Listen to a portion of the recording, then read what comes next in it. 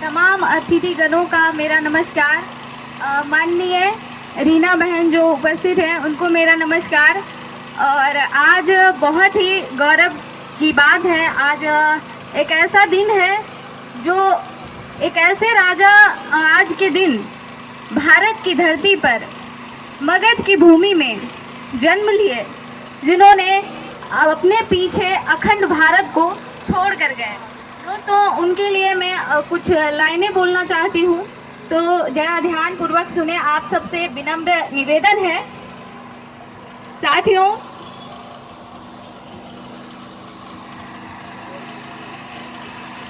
सच कभी छुपता नहीं, सच कभी छुपता नहीं, रोके कभी रुकता नहीं, हम चले उस राह पर जो राही कभी रुकता नहीं।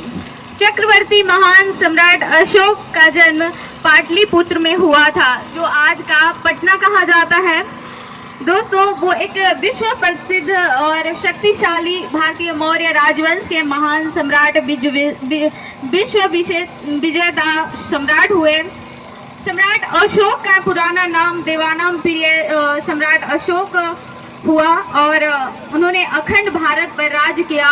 उनका मौर्य साम्राज्य उत्तर में हिंदू कुश की श्रेणी से लेकर दक्षिण में गोदावरी नदी से लेकर मैसूर तथा पूर्व में बांग्लादेश, पश्चिम में अफगानिस्तान तथा ईरान तक पहुंचा हुआ था।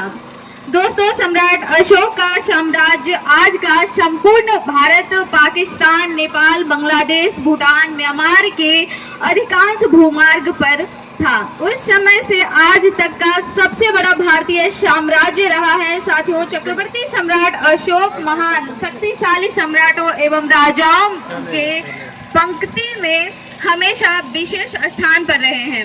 सम्राट अशोक को हमेशा चक्रवर्ती सम्राट अशोक ही कहा जाता है, जिसका अर्थ है सम्राटों के सम्राट। यह स्थान केवल भारत में महान सम्राट अशोक को ही मिला।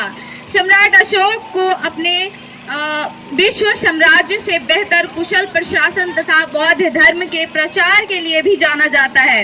जी हाँ दोस्तों, अशोक सम्राट के साम्राज्य एशिया में तथा सम्राट अशोक ने बौद्ध धर्म का प्रचार किया। एशिया तथा अन्य सभी महाद्वीपों में भी बौद्ध धर्म का प्रचार किया है।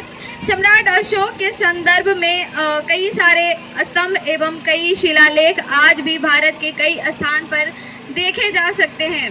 साथियों, सम्राट अशोक प्रेम, सहनशीलता एवं सत्य, अहिंसा एवं शाकाहारी जीवन के सच्चे समर्थक रहे हैं। इसलिए उनका नाम इतिहास में महान परोपकारी सम्राट के रूप में दर्ज है। साथियों, जीवन के उतार में सम्राट अशोक महान भगवान बुद्ध की मानवतावादी शिक्षाओं से प्रभावित होकर बौद्ध धर्म के अनुयायी हो गए और उन्हीं की स्मृतियों में उन्होंने कई